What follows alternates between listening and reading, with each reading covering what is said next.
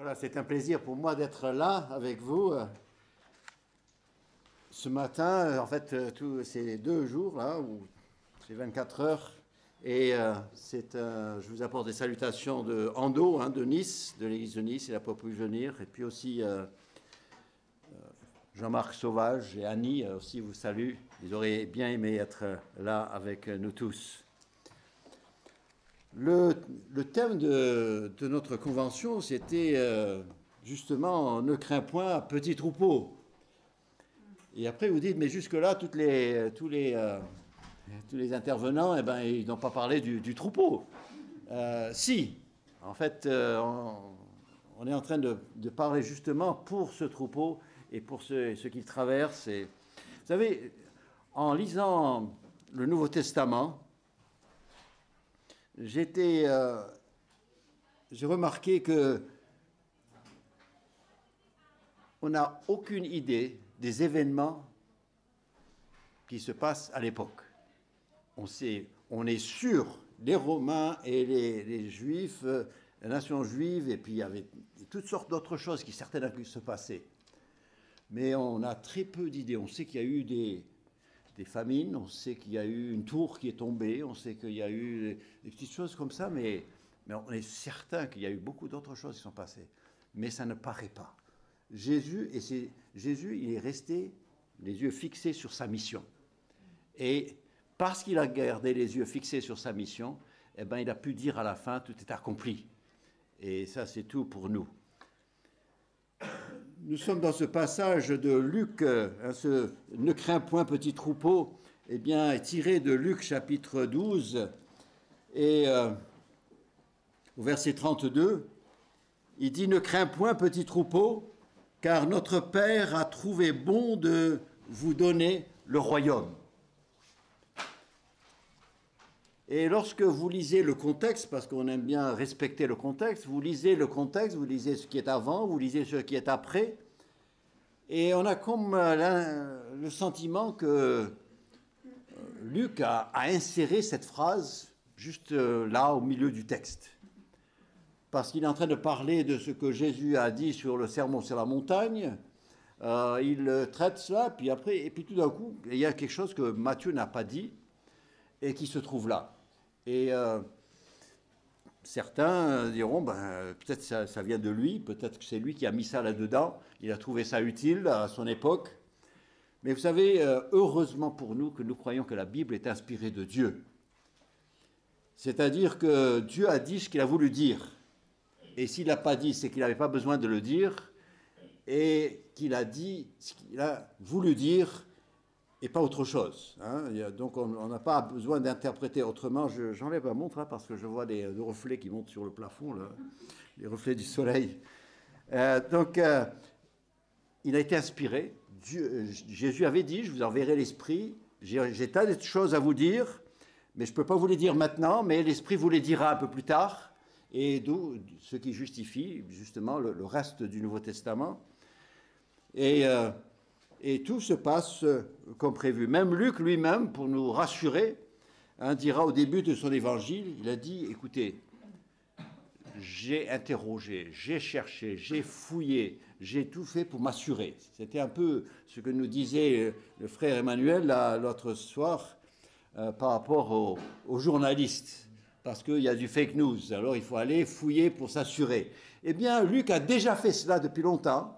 Il a dit, il y a beaucoup de choses qui circulent, mais moi, je vais aller, cher Théophile, et je vais me renseigner. Et je vais aller et je vais trouver les témoins oculaires. Je vais m'assurer que c'était bien ce qui s'est passé. Et que ce ne sont pas des choses qui ont été ajoutées par la suite, et puis on embellit les histoires, et vous savez comment ça peut aller. Donc, nous pouvons être sûrs que Jésus a réellement dit cela. C'était là, Luc l'a mis parce que c'était vrai, il a pu trouver des personnes qui ont dit, on l'a entendu dire cela. Et il dit, ne crains point, petit troupeau, car votre Père a trouvé bon de vous donner le royaume. Premièrement, il faut voir cette phrase comme une phrase affectueuse.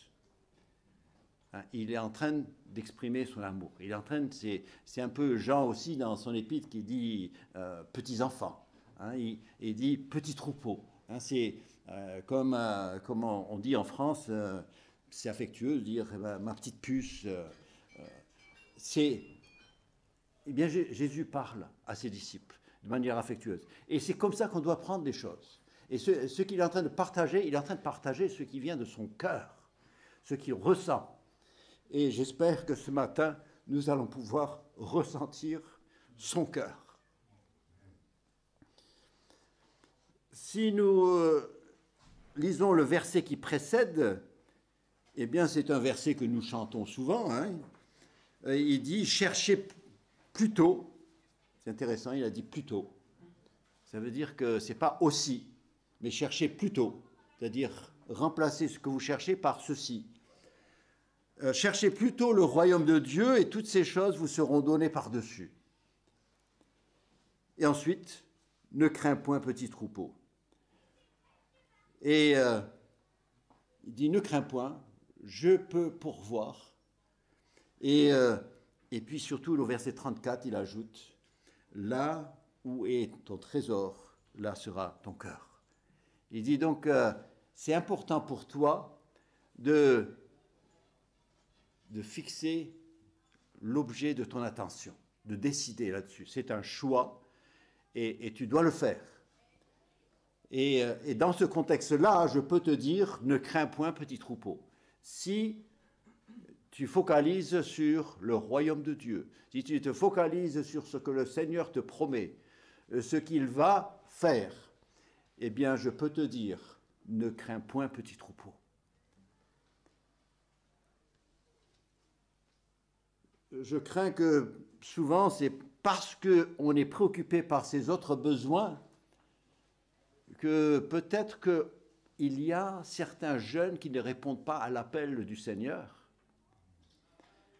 Parce qu'il se dit, mais comment est-ce que je vais vivre?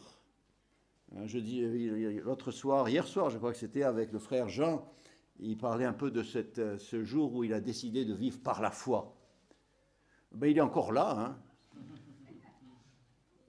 Et avec tout le monde qui dépendait de lui. Mais c'est un choix difficile, parce qu'il a dû laisser, c'est pas dans le cas, j'ai rien, donc je vais faire confiance au Seigneur. Jean me disait, lui, il avait des revenus confortables, et une trentaine de personnes dépendaient de lui. Et puis c'est au milieu de cela, alors qu'il a tout, et ça tourne bien, il dit, je vais vivre par la foi. Mais c'est le choix que nous devons faire, et c'est un choix qui est nécessaire quand on répond à l'appel du Seigneur. On dit, nos églises manquent de pasteurs, Seigneur, envoie quelqu'un, et peut-être, ce quelqu'un, c'est pas seulement ce jeune qui doit avoir la foi dans la provision du Seigneur, c'est toute l'église qui doit avoir foi, et qui va prendre cette décision avec lui, et nous allons t'entourer. Fixe le Seigneur, fais ce qu'il te dit, nous sommes avec toi. Et c'est cette crainte-là qui, je pense, et dans l'Épître aux Hébreux, il nous dit au chapitre 13, versets 5 et 6, ne vous livrez pas à l'amour de l'argent. Et s'il le dit, c'est parce que certainement que c'était un petit problème. Bon, vous allez dire, il s'adressait à des Juifs, c'est normal. Voilà, il était là pour l'entendre, je suis content. Contentez-vous de ce que vous avez, car Dieu lui-même a dit, je ne te délaisserai point et je ne t'abandonnerai point. C'est donc avec assurance que nous pouvons dire, le Seigneur est mon aide, je ne craindrai rien. Que peut me faire un homme? Et quand on pose à la question, et de nos jours, les hommes peuvent faire beaucoup de choses.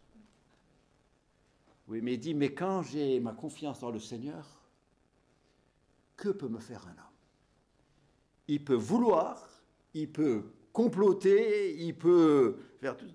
Mais que peut me faire un homme si moi j'ai le Seigneur avec moi? Et c'est important pour nous. Hein, ça a été évoqué l'autre soir aussi, Pierre qui marchait sur l'eau, ça marchait très bien. Et puis tout d'un coup, il a regardé aux événements. Hein, il a vu les vagues, le vent, et très rapidement, il a coulé. Et nous aussi, hein, nous ne sommes pas meilleurs que Pierre. Et par la foi, nous marchons sur l'eau tous les jours. Et c'est grâce à lui que nous pouvons marcher. Parce que tout est opposé. Les vents sont contraires. Les vagues de mode, de philosophie arrivent. Mais Jésus peut marcher sur l'eau dans une tempête. Pas seulement quand c'est comme de l'huile, lisse comme de l'huile, même au sein d'une tempête. Ça devrait nous rassurer, n'est-ce pas? Revenons à ce que Jésus a dit. Quand j'ai commencé à étudier ce passage, après un moment, j'ai fouillé un peu partout, et puis j'ai dit à ma femme, mais je ne sais pas quoi, je ne trouve rien. Les commentaires, ils passent dessus rapidement, ils ne disent rien. Personne ne disait quelque chose. Et je disais, ma femme, ça va être dur. Bien sûr, je peux toujours me servir de ça comme tremplin. Et il y a partout dans la Bible des ne crains point par-ci, par-là. On peut faire ça. Mais j'ai dit, non, j'ai envie de rester avec le passage. Qu'est-ce qu'on peut tirer de ce passage? Parce qu'il est là pour une raison. Jésus l'a dit parce que les disciples avaient besoin de l'entendre. Il parlait à ses disciples, il ne parlait pas à la foule, il parlait à ses disciples. Et eux ne savaient pas ce qui les attendait.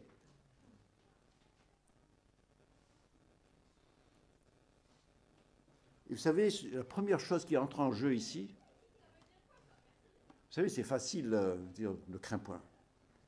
Mais pour que le ne crains point ait du poids, il faut que la personne qui l'entende ait confiance en celui qui le dit. C'est d'abord une question de confiance. Vous rencontrez tout ordre de gens, et ils sont là, ils vous disent oh, c'est pas grave, ça s'arrangera, ça repousse, ça ceci, cela. Ils le disent facilement, ça leur coûte rien. Mais ici, c'est Jésus qui dit. Et maintenant, c'est une question de ma confiance en lui. Et ce ne sera vrai que si j'ai confiance en lui. Sinon, je craindrai. Et j'aurai ample raison pour craindre. Mais c'est une question de, oui, mais lui, il est là. Et donc, quand Jésus dit, n'aie pas peur, eh bien, je n'ai pas à avoir peur. Même si rien ne change, même si les événements restent les mêmes, même si ça s'aggrave. Mais lui a dit, ne crains point. Et donc, s'il lui dit, ne crains point, ça veut dire que je contrôle la situation, t'en fais pas. Calme-toi, fais ce que je t'ai dit de faire et continue. Vous savez, c'est souvent dans notre vie chrétienne, on est un peu comme ce pilote d'avion qui veut atterrir, mais il y a des nuages, une épaisseur de nuages, et le plafond nuageux est très bas. Et il sait qu'une fois dans les nuages, il ne voit plus rien. Qu'est-ce qu'il fait? Il dit, bien, on va y aller, on va voir. Hein. Bonne chance. Ou bien il se dit, non, j'ai peur, je ne vois rien. Quand je ne vois rien, je ne peux pas. Et il continue à tourner là-haut jusqu'à qu'il n'y a plus de carburant, puis après, il descendra quand même. Hein. Mais non, il se met en contact avec la tour de contrôle. Il se fie à ses instruments, les instruments qu'on lui a donnés. Il fait pleine confiance. Et il descend. Et vous savez, nous aussi, on a une tour de contrôle. Et nous aussi, on a des instruments. On a le Saint-Esprit en nous. Et il est là pour nous conduire quand nous ne voyons rien. Et il savait que ces situations viendraient.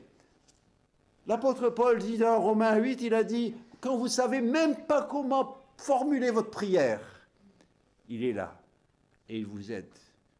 Vous ne savez même pas ce qui vous a frappé, vous ne savez même pas ce qu'il y a devant vous, vous ne savez pas quoi dire, vous ne savez pas comment demander. Moi, j'ai eu des enfants, et bien avant de savoir parler, ils arrivaient quand même à nous faire comprendre qu'ils avaient besoin de quelque chose. Et les mamans, elles sont douées pour entendre des grognements et des cris et de ceci, et pour savoir, il a mal, il a faim, il est en colère, il est ceci. Elles interprètent tous ces sons. Et elles réagissent. Mais l'Esprit de Dieu, il fait ça encore mieux que la maman.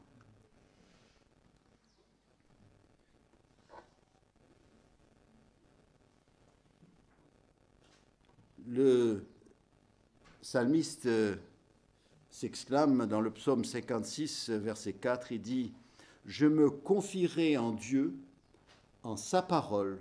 Je me confie en Dieu. Je ne crains rien. Que peuvent me faire les hommes ?» Vous lisez son histoire, ces 10 années de fuite. C'est sûr qu'il a ressenti le danger. Et il savait quelles étaient les intentions des hommes. Mais chaque fois, il fallait revenir dire, oui, mais mon âme ne craint point. Je me confie en Dieu. Et il se les répétait combien de fois? Vous lisez les psaumes et vous allez trouver, il se les répétait constamment. Et nous devons le faire aussi. Parce qu'il y a quelque chose dans la parole de Dieu qui contient, il y a une puissance dedans. Et quand je me dis ce que Jésus m'a dit, quand je me répète ce que Jésus m'a dit, il y a une force qui me relève. Si je ne sais pas ce qu'il a dit, et alors je suis dépourvu. Mais quand je sais ce qu'il m'a dit, et je le répète, il m'a dit ne crains point. Alors, pardon Seigneur, je te fais confiance. Et on se relève, et on retrouve le sourire. Et puis tout d'un coup, même le corps va mieux. Et puis, maman ou papa, eh bien ça va mieux dans le couple. Et puis les enfants, maman et papa vont mieux. Et dans l'église, le pasteur qui en fait confiance. Et l'église dit, ça va mieux. Vous savez, c'est important pour chacun d'entre nous d'avoir cette confiance en Dieu. Que quand il dit ne crains point, je n'ai pas à craindre.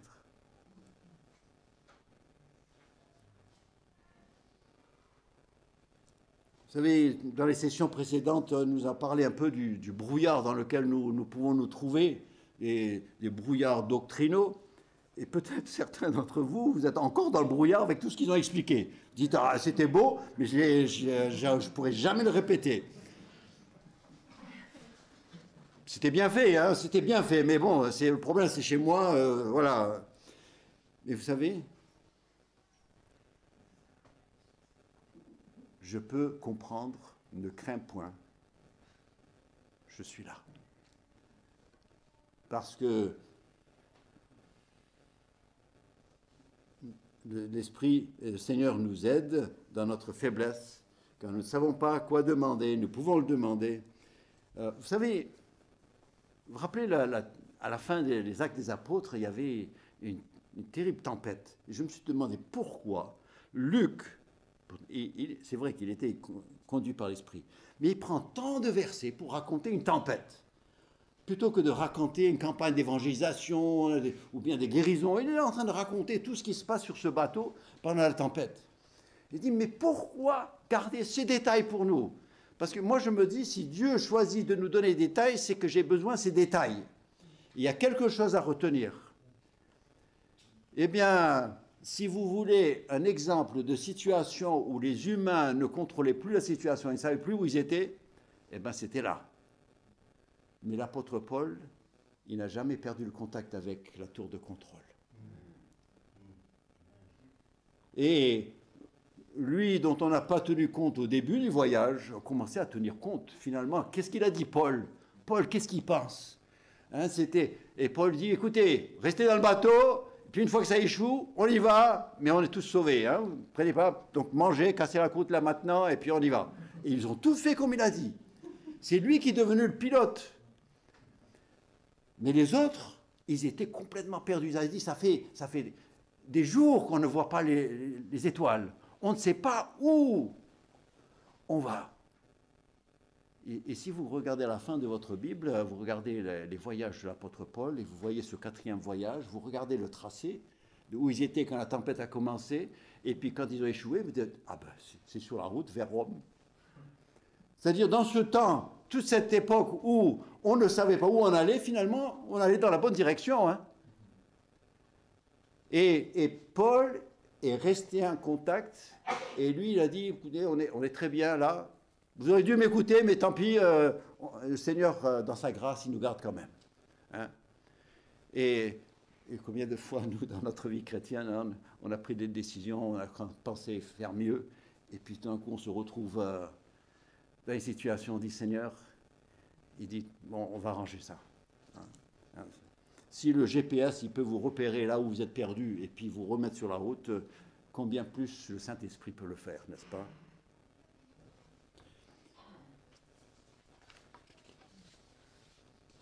Le Seigneur nous donne cette déclaration, hein, je la répète encore une fois, ne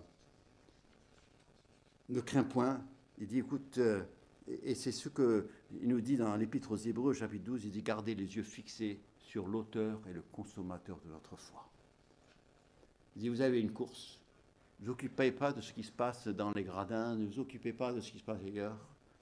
Vous, gardez les yeux fixés sur l'auteur et le consommateur de votre foi. Vous savez, cette phrase ne crains point, petit troupeau, car votre Père a trouvé bon de vous donner le royaume. Il y a deux parties. Il y a une première partie qui est faible.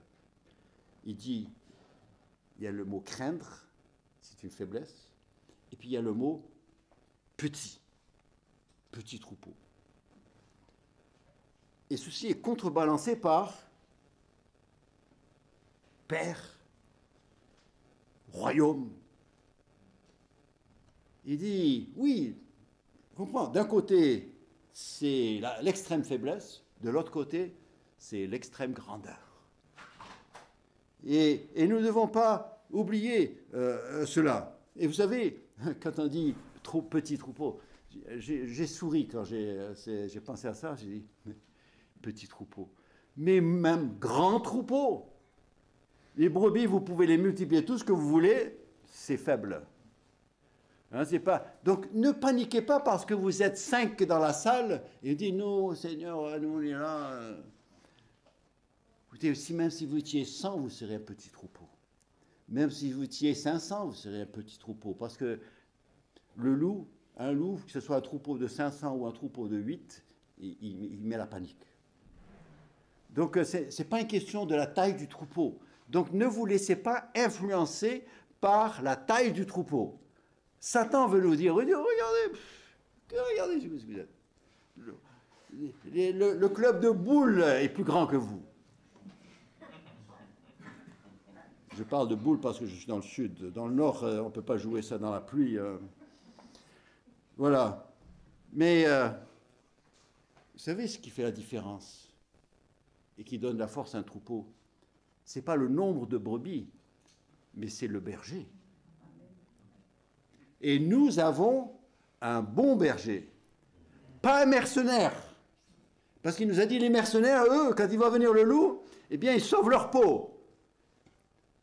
Tandis que le berger, il sauve la vôtre. Il dit, je suis le bon berger qui donne sa vie pour ses brebis.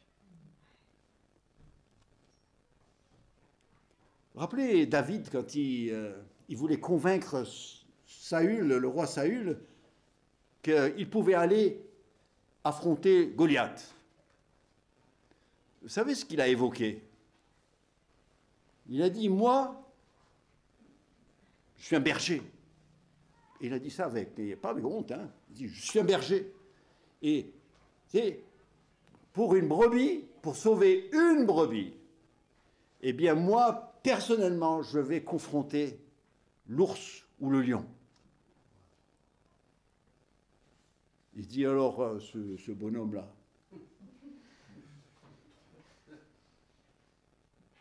c'est pareil. Parce que ce n'est pas la taille de la bête qui l'intéresse, c'est la grandeur de son Dieu.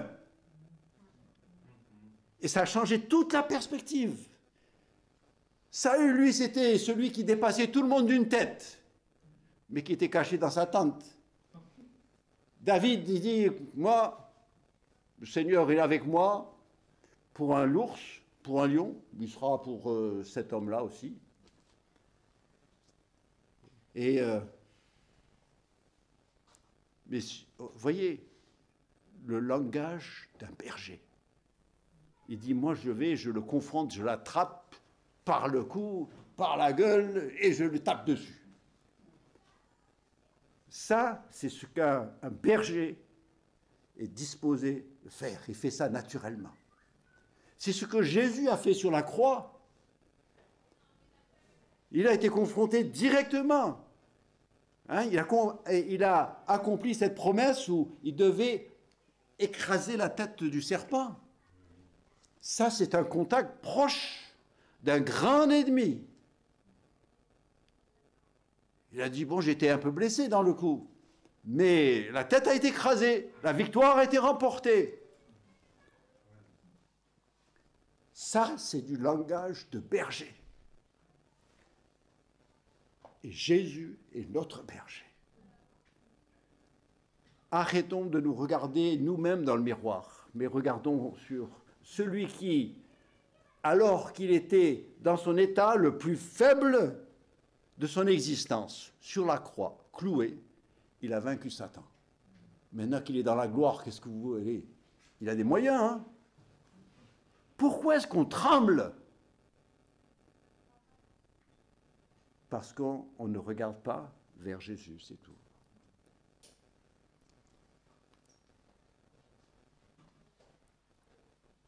Vous savez,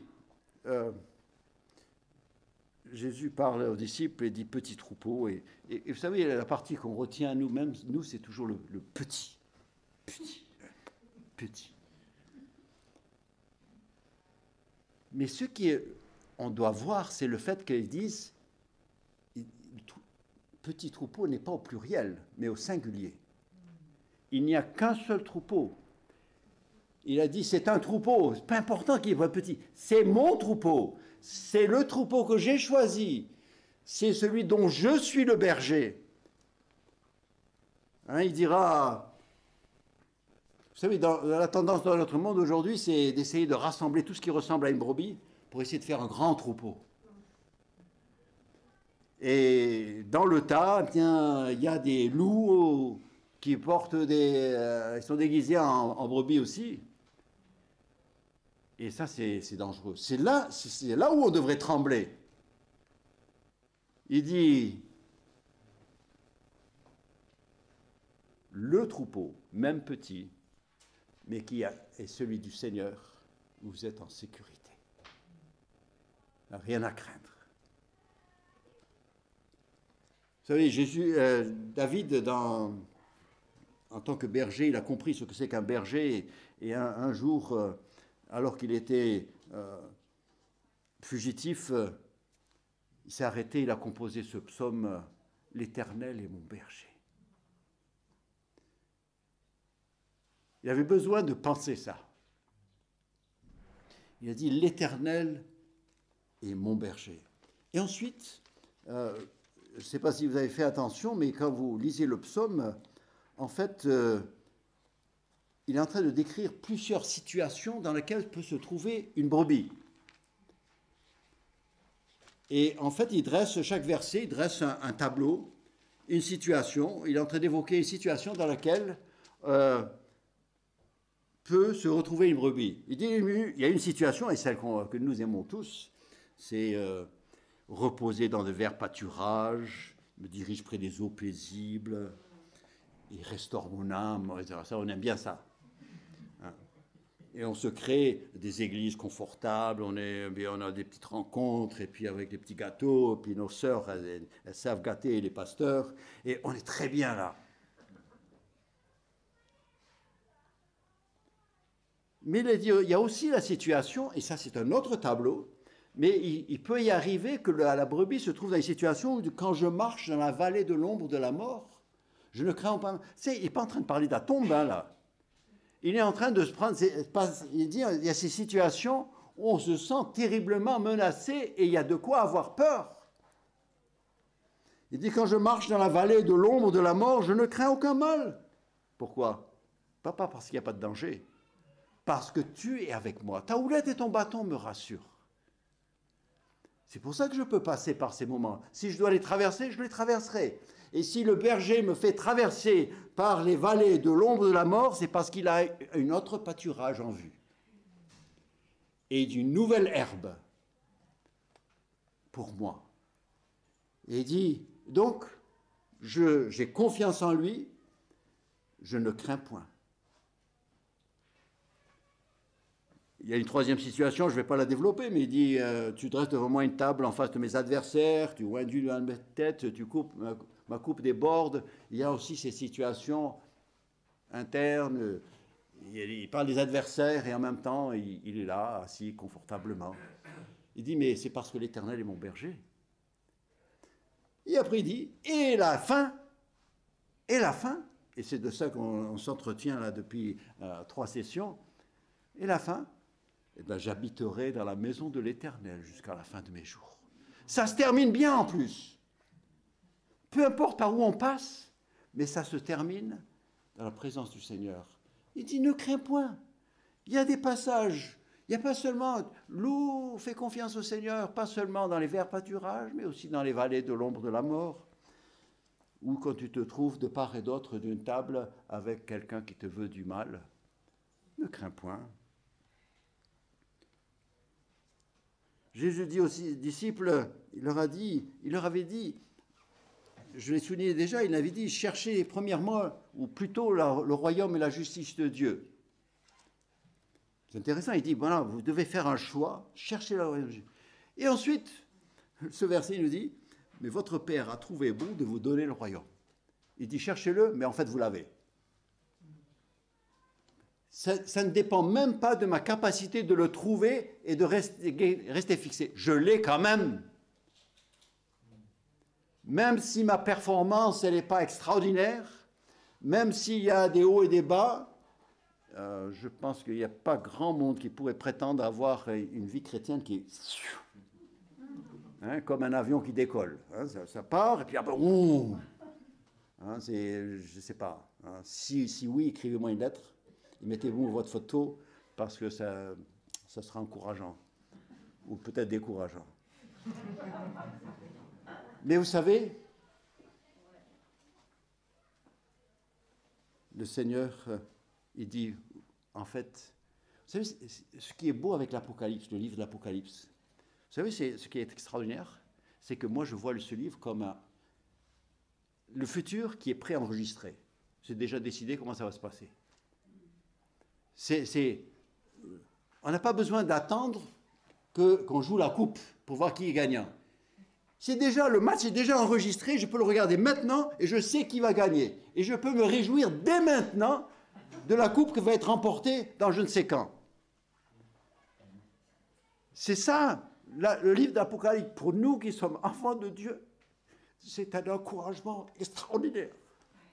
Parce que je vois où je vais terminer. Et c'est lui qui le garantit.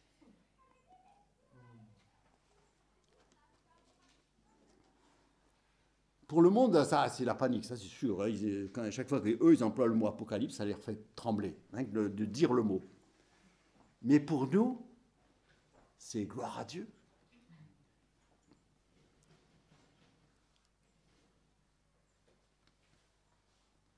Et puis, ce qui m'encourage aussi, c'est que dans Jean chapitre 17, quand Jésus prie pour les disciples, là, eux, ils ne savent pas ce qui les attend. Ils sont dans la chambre haute, ils ne savent pas, leur vie va changer, ça va basculer, mais quelque chose, ils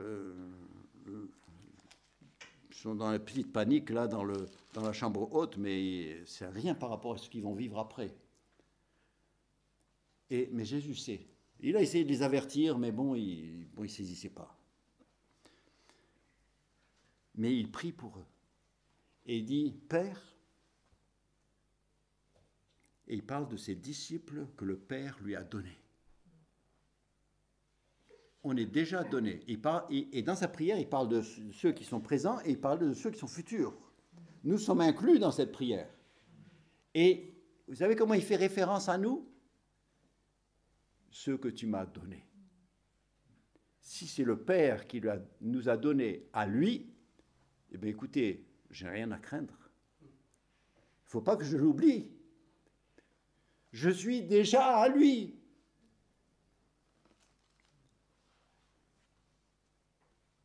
Il nous demande, il dit, écoutez, maintenant que vous le savez, vivez cette réalité.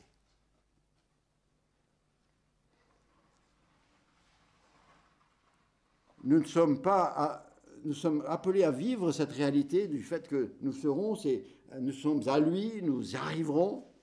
Nous n'avons pas à craindre ni la vallée de l'ombre de la mort, ni le lion qui rugit autour de nous. Laissez-le rugir. Que voulez-vous qu'un lion fasse? C'est tout ce qu'il sait faire. Il tourne, il attend que quelqu'un s'écarte pour essayer de le griffer un peu. Mais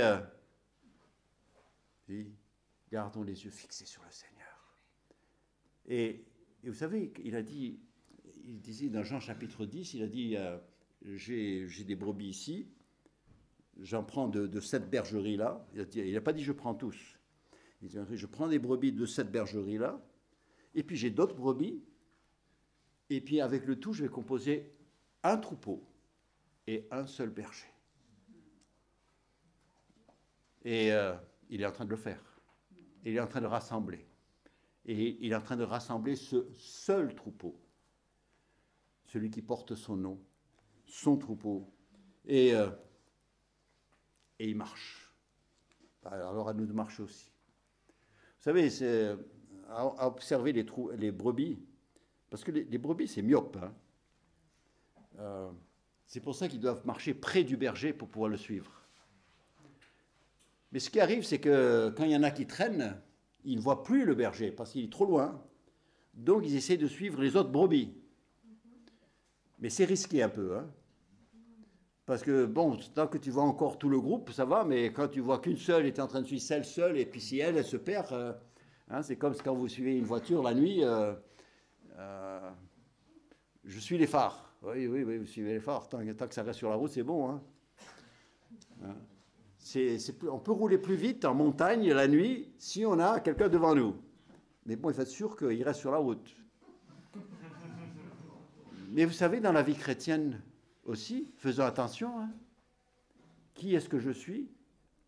Et écoutez, ne vous contentez pas de suivre des belles brebis. Rapprochez-vous du berger, gardez les yeux sur le berger, c'est tout sûr. Et puis, petit pratique, le loup, il attaque les brebis qui traînent, jamais celles qui sont sous le coude du berger. Hein. Surtout pas ces agneaux qui sont sur ses épaules. C'est toujours celles qui traînent. Hein, encore, il y a un brin d'herbe là. Écoutez, restons attachés au Seigneur. Et puis après tout, la foi sans les œuvres, il n'y a rien. Vous pouvez dire, mais moi je crois au Seigneur, hein, moi j'ai reçu le Seigneur dans mon cœur, ceci, cela. Et puis le pasteur il m'a dit que je suis sauvé pour de bon. Hein, moi, voilà. Hein, et puis vous les rencontrez, hein, ils sont là, ils sont en train de vivre dans le monde depuis 15 ans. Il dit, mais le Seigneur, ah oui, je suis toujours croyant. Hein. Il dit, écoute, moi je vois rien. Et si je ne vois pas de fruit de l'esprit, pour moi, tu es un pécheur perdu. Débrouille-toi. C'est à toi de vivre autrement, comme ça, je te croirai. Il nous a sauvés, c'est pour vivre pour lui. Et si je ne vis pas pour le Seigneur, eh bien, il faudrait que je me pose des questions. Hein. Parce qu'il y en a qui vont, je ne veux pas être parmi ceux qui vont entendre, mais moi je ne vous ai jamais connu. Hein. Mais Seigneur, mais moi je sais chanter, à toi la gloire. Je connais Jean 3,16. Et alors? Moi je ne te connais pas. Mais j'ai prié. J'ai même été baptisé par Steve Barnes. Ça te dit rien? Je ne connais pas. Stiban, je connais, c'est ça que les démons ont dit. Paul, on connaît, Jésus, on connaît, mais vous, on ne connaît pas. On ne veut pas entendre ça à la fin, parce que c'est trop tard pour changer de vie. Hein. Assurons-nous que nous sommes vraiment au Seigneur. Lui, il sait, mais moi, j'ai besoin de le savoir. Parce que je vis autrement quand je suis sûr d'être sauvé, quand je sais que je suis dans le troupeau de Christ. Et je sais que maintenant, je n'ai rien à craindre, parce que lui prend soin de moi. Comment est-ce que le chrétien doit réagir aux peurs qui menacent? Eh bien, c'est vrai, dans un premier temps, quand on est pris de surprise comme ça, on a peur. Hein. Mais après, quand il dit, mais ne crains point, voilà. C'est ça que l'ange a dit à Marie. Hein. Du coup, elle n'était pas prête. Et il a dit, ne crains point. Et après, il lui a annoncé, il dit, j'ai une bonne chose à te dire. Vous savez, pour nous, êtres humains, l'inconnu est une source de crainte. Quand on ne sait pas, on a peur. Quand on ne voit pas, on a peur. Quand on n'entend plus, on a peur. Mais si on connaît celui qui voit, qui sait, eh bien, on a besoin du Seigneur. Et vous savez, on a besoin d'ouvrir notre Bible. Et quand vous avez le moins envie de lire la Bible, c'est là où vous devez surtout la lire. Parce que la foi vient de ce qu'on entend. Et ce qu'on entend vient des paroles de Christ. Donc, quand vous entendez dire, j'ai pas envie de lire, je sais pas, eh bien, dites-vous tout de suite, un coup de pied là où je pense, et puis vous prenez votre Bible et vous commencez à lire. Et lisez jusqu'à ce que vous dites, ah, merci Seigneur. Et vous êtes prêt à lui remercier pour ce qu'il a fait pour vous. C'est important, pour cela, si votre Bible est les versets clés qui vous ont parlé une fois, eh bien, si ce verset vous a parlé une fois, il vous parlera une deuxième fois. Donc, soulignez, mettez des marques pour que le jour où vous n'êtes pas, vous allez dans le cafard, là, vous avez le cafard, et vous prenez votre Bible et puis dire, ah, je sais pas, et puis hop, tiens, qu'est-ce que j'ai souligné là? Et on souligne, on dit, ah oui, je me souviens, ah oui, c'était. Et puis tout de suite, ça change. Connaissons notre faiblesse et réagissons correctement, parce que nous, on veut garder la route, on veut aller jusqu'au bout.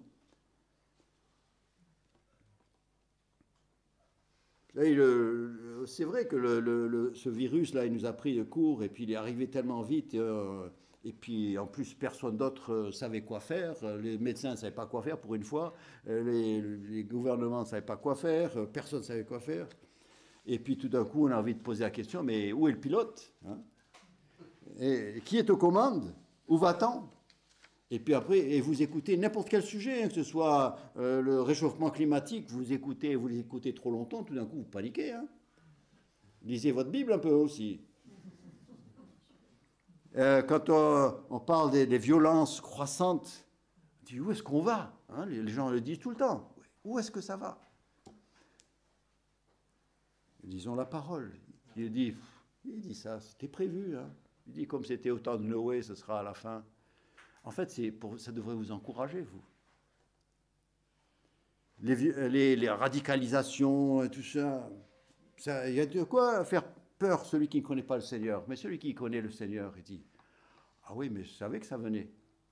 C'est un bon signe, c'est un signe que les choses approchent. Ça se passe comme le Seigneur a prévu. Hein, et ne soyons pas... Et puis surtout, ne soyons pas trompés par ceux qui vous disent, oh, écoutez, craignez pas, ça s'arrangera, ceci, ça. Et puis après, vous apprenez que lui, il passe des heures à lire et à s'éduquer là-dessus. Il dit, bah, lui, il a peur. Et puis après, il me dit, t'es pas peur. Hein. Jésus dit, ne crains point, petit troupeau, car votre Père a trouvé bon de vous donner le royaume. Il dira même ailleurs, et ça nous a été lu hier soir, il dit, quand vous entendrez parler de guerre, de soulèvement, ne soyez pas effrayés, car il faut que ces choses arrivent, premièrement. Mais ce ne sera pas encore la fin. Alors il leur dit, une nation s'élèvera contre une nation, un royaume contre un royaume, il y aura des grands tremblements de terre et dans divers lieux, des pestes, des famines, des virus, non, attendez. Il y aura des phénomènes terribles et de grands signes dans le ciel. Mais avant tout cela, on mettra la main sur vous, l'on vous persécutera. Il dit ça c'est pour vous ça. On vous persécutera, mais ce sera un bon signe. On vous livrera aux synagogues, on vous jettera en prison, on vous mènera devant les rois, devant les gouverneurs, à cause de mon nom. Cela vous arrivera afin que vous serviez de témoignage. Et ça arrive dans une bonne partie de notre monde. Et ils sont en train de souffrir. Ils sont convoqués. J'ai des frères en Algérie là qui sont convoqués régulièrement. Et dans d'autres pays aussi. Mais ils servent de témoignage. Parce qu'on veut leur faire peur et ils n'ont pas peur. On veut les faire paniquer, ils ne paniquent pas. Et alors qu'est-ce qu'on fait? Leur tactique ne marche pas. Les gens restent confiants, le Seigneur prends soin de moi. Je vais te tuer. Ben, c'est pas grave, j'irai au ciel. Qu'est-ce que vous voulez faire avec quelqu'un qui n'a pas peur? Vous ne pouvez pas lui faire peur. Il n'a pas peur.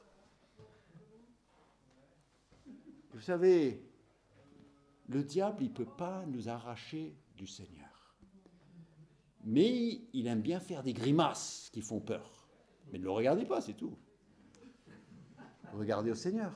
Lui, il fait des sourires. Son visage de paix nous console.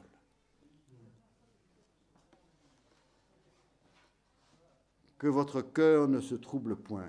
Croyez en Dieu, croyez en moi.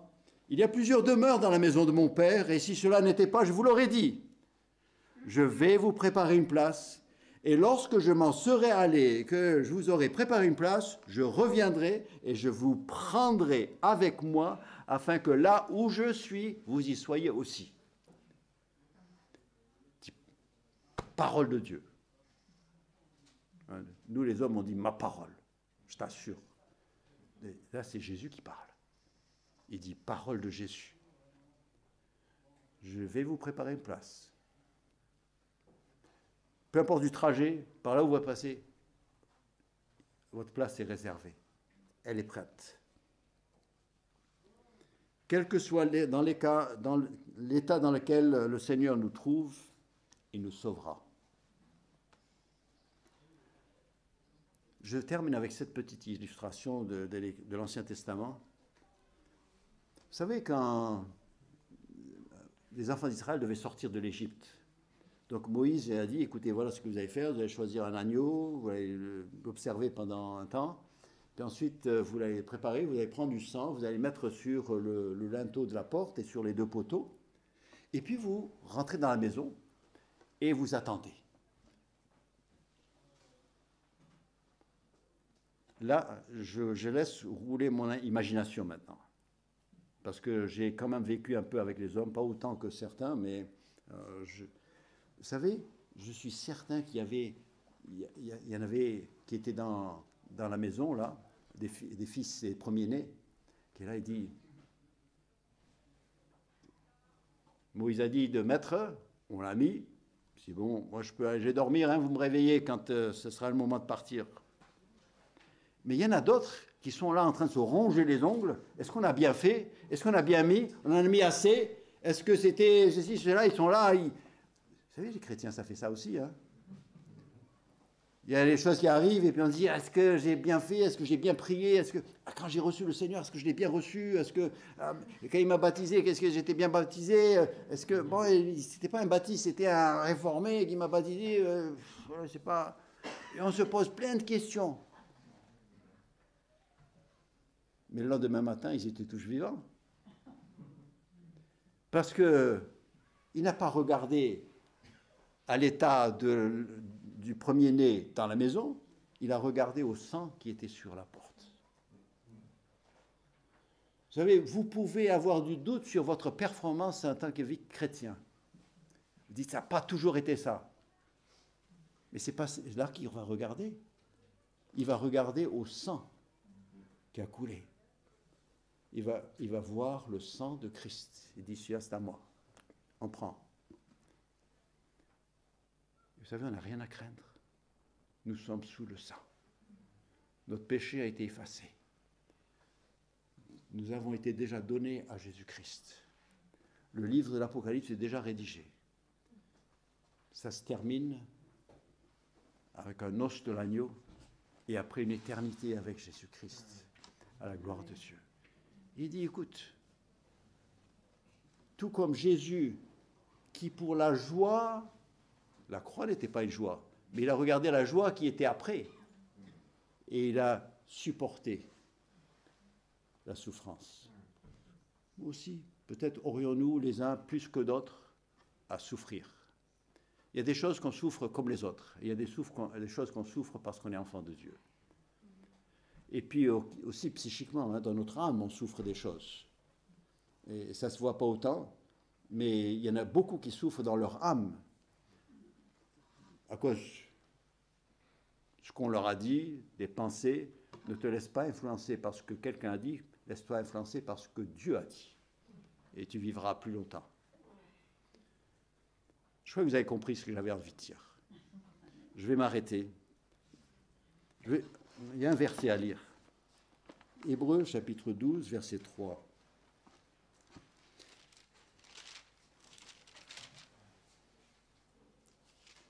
Dit, considérez en effet celui qui a supporté contre sa personne une telle opposition de la part des pécheurs, afin que vous ne vous lassiez point l'âme découragée. L'âme découragée. Il dit, relisez, redites-moi l'histoire de l'amour de Jésus. Redites-moi l'histoire. Papa, raconte-moi l'histoire. Mais je t'ai raconté déjà. Raconte-moi l'histoire. Saint-Esprit, rappelle-moi cette histoire de l'amour de Jésus. Rappelle-moi ses promesses. C'est de l'abondance du cœur que la bouche parle. Remplis mon cœur pour que j'entende ces paroles me revenir.